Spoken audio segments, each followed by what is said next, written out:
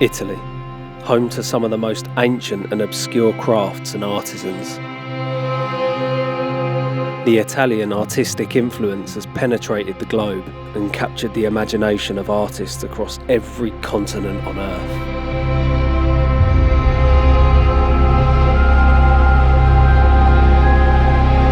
It's hard to imagine what the world would look like without its historical artistic influence.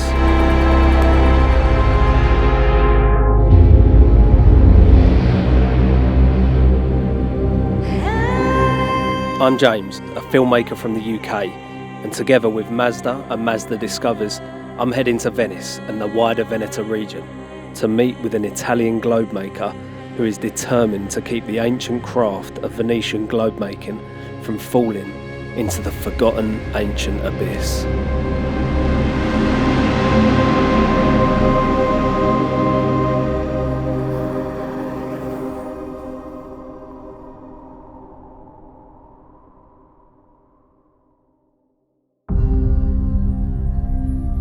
When I walk in the Marciana library, it's very inspiring. That is the place where everything started for me. I remember looking at the globes as a child and I was thinking, how is it possible that someone makes something so unique and beautiful? After years, I got studying his story, I got this book, and all the answers are in that book.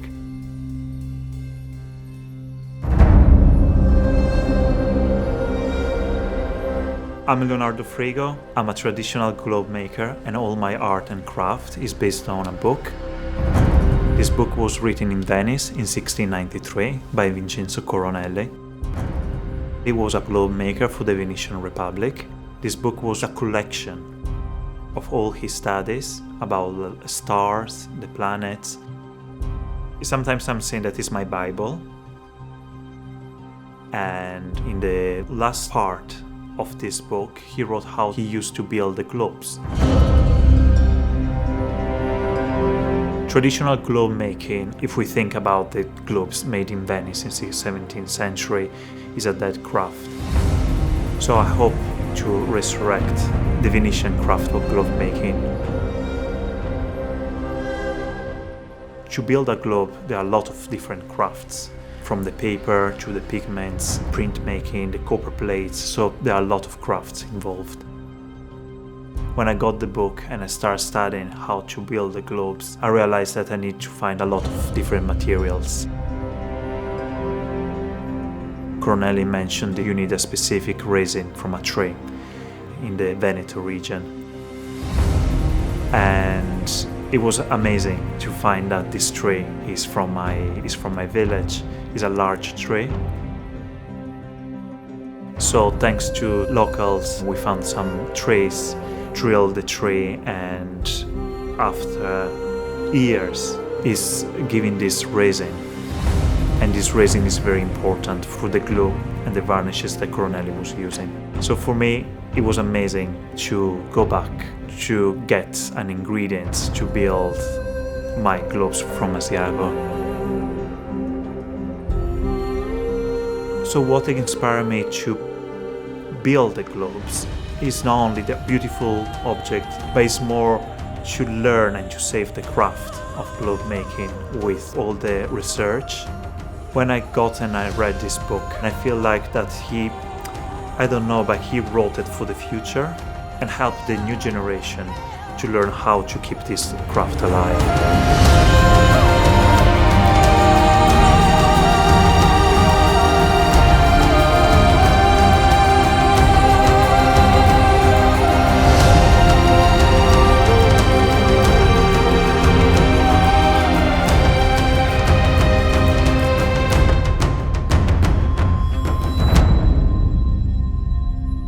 As an art lover, it was very important to keep the art safe and to restore them for the future generations. It's very important for us to share and keep alive the traditions. For example, I collaborate with Homo Faber, where we will do a lot of workshop in Venice. For me, it's very important to be here to share my tradition. I think that innovation is very important in crafts. The tradition in Mazda tube design and these beautiful cars. But when you see the car, you can feel that the shapes were shaped with traditional way, with using clay.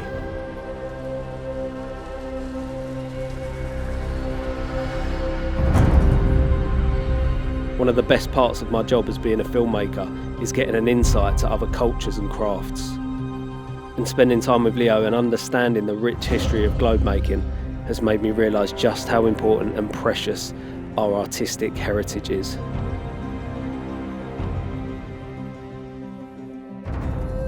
Seeing Leo's passion for keeping this traditional craft alive and even running workshops at Home of Faber to pass down the knowledge that he's learnt from the generations before him is testament to the proud and rich heritage of the Italian artistic culture.